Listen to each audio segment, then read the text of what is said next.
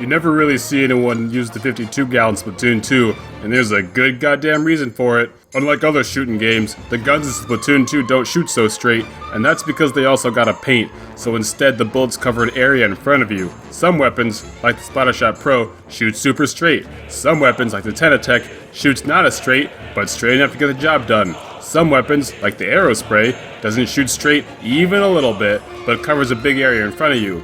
And then there's the 52 gal. It's not as bad as the Arrow Spray in terms of not hitting your target, but it's not too different either.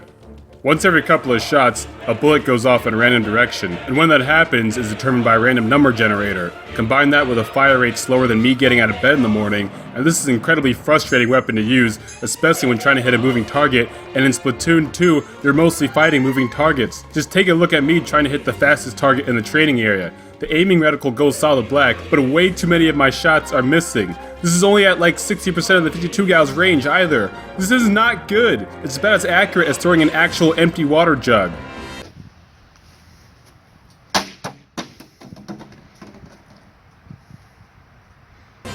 You can be aiming right at your target and still miss. You can't hit shit with this thing. Good luck trying to hit dualies with this thing, or weapons that are good strafing, or literally anything else besides thin air. There are so many weapons in this game that you don't have to aim at all to use. Why would you pick one where, if you do aim, you can still miss?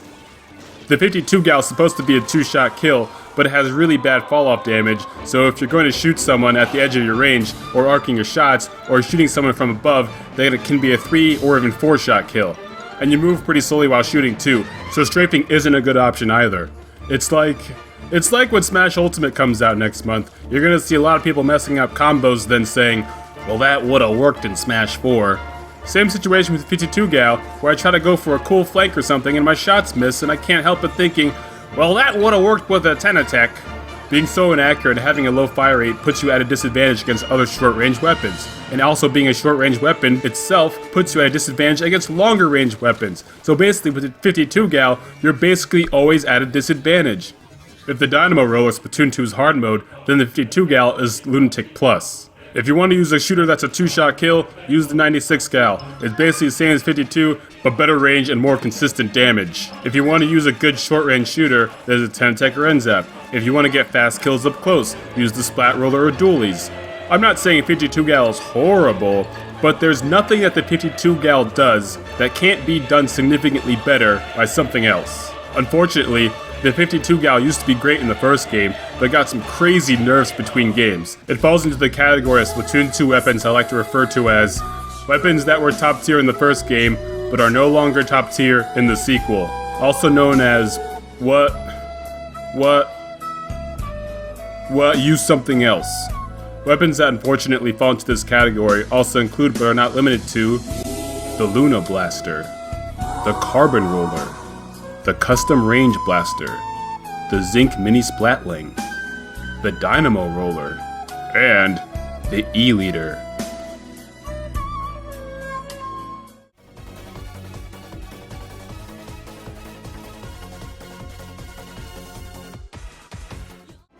It's bulky, it's inaccurate, it's slow, but if we look at this chart of fire rate versus shots to kill versus ice cream flavors for short-range shooters, you got the Arrow Spray, which is super high fire rate but is a 5-shot kill and super inaccurate and is intended for children, so it's chocolate chip cookie dough.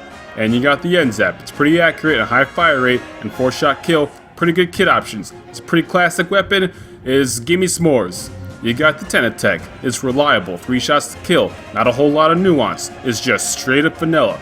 And then down here you got 52 gal, slower fire rate than the others, but the 52 gal does 52 damage, which means it's a 2-shot kill, so fewer shots actually need to land to get that KO, and if 2 shots in a row land, it's one of the fastest kill times in the game. It's a chunky monkey! Yes, I'm very hungry for ice cream while writing this, but oh no, I can't have any because I have to run a stupid half marathon next week and I don't want to shit myself in the middle of the run! Another good thing about the 52 gal is that it's a very relaxing weapon to use.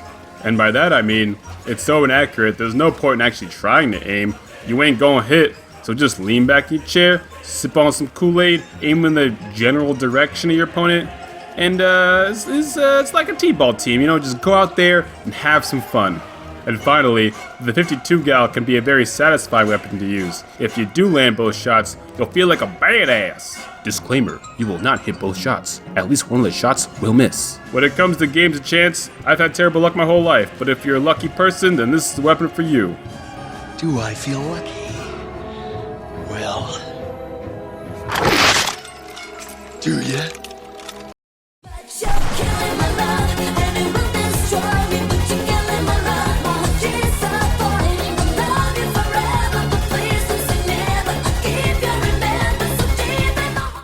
You only gotta remember one thing about the 52 gal, and you can tell just by looking at it.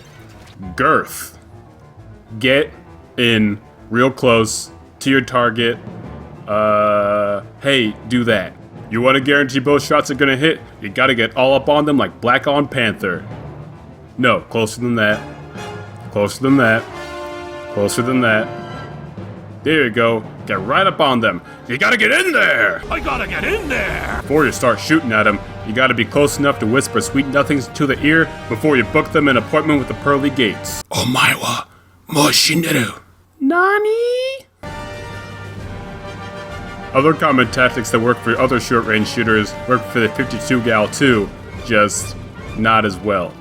Using speed and agility to dodge attacks and approaching targets diagonally instead of straight on are generally good options, as well as using stealth to get in close so that your shots are more likely to hit. In addition, your first shot when you hit the right trigger is usually pretty accurate, so you can kinda play this weapon like you would a nozzle nose or squeezer, where you shoot them with one shot, reposition yourself, then shoot them again. But if you're gonna play like that, why not just use a nozzle nose? Anyway, given that this weapon's accuracy is about as reliable as Yoshi actually paying his taxes, your success with this weapon largely depends on how much the RNG decides to screw you over. So maybe do things to increase your luck in real life. So grab yourself your 4-leaf clover, grab a rabbit's foot, throw some horseshoes, snort 10 lines of coke, pick up the 52 gal, then it's time to start...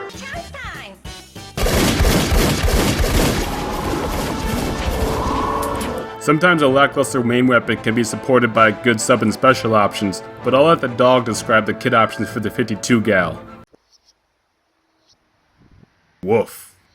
With the vanilla 52 gal, I sure could go for a tub of vanilla ice cream right now. Sorry, I'm getting off track. I don't know if the devs didn't want it to be too overpowered, or if this is some kind of sick joke, but they gave it point sensor, which lets you know where your enemies are. But it doesn't actually make your weapon shoot any straighter, it just highlights how much your shots are missing. Also, being short range and having point sensors really isn't ideal, but it can help out your teammates, especially if they're longer range, especially when playing in solo and you don't have the help of callouts. It's just like, I tagged him, now y'all go get him. Baller, however, is a very good on a frontline weapon like the 52. I'm going to go much more in depth on the specials in another video in the near future. However, what I will say now is that if you miss a couple shots and you're about to die, you can activate Baller as a safety net. However, there is a brief period before the ball is fully formed in which you can still take damage, so watch out for that.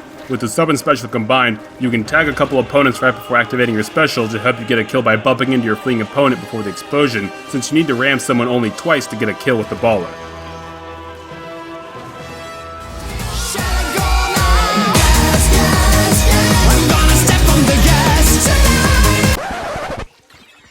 With the 52 Gal Deco, curling bombs aren't so good for directly getting kills. However, the best use for them is swimming through the paths they leave behind in order to close the distance between you and your opponents. It's really good for flanking if done well. Stingray is currently one of the best specials in the game. However, this backline special doesn't really fit the frontline weapon that is the 52 Gal, since you have to use Stingray from a safe spot to make the best use of it and not get killed while using it. It's just like, I am on the front lines and my special is fully charged. Let me retreat so I can actually use it. It's not ideal. Which 52 Gal you use really depends on personal preference. 52 Gal Deco is probably more meta, however I personally prefer using the basic one. Hopefully the 52 gets a third variation with Fizzy Bomb or something.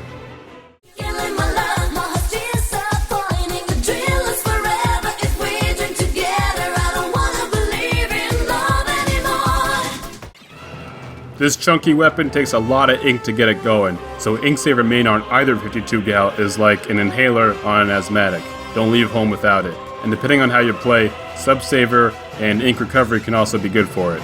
Swim speed is also a good option for a Slayer weapon, and if you're playing aggressively, quick respawn and comeback pair nicely together. Special charge and special power are also good on both 52 Gals' specials, and special saver can potentially pair well with baller to help the enemy from pushing forward when you're on defense. Honestly, this is a use whatever you want type of weapon. And thanks for watching. Hopefully this weapon gets buffed in the near future. Lots of times when I make a video on a weapon, it gets buffed soon afterwards, or in the case of the Flanger Roller, literally the next day. So maybe it'll happen again with the 52. Now here's some clips of me getting sloppy.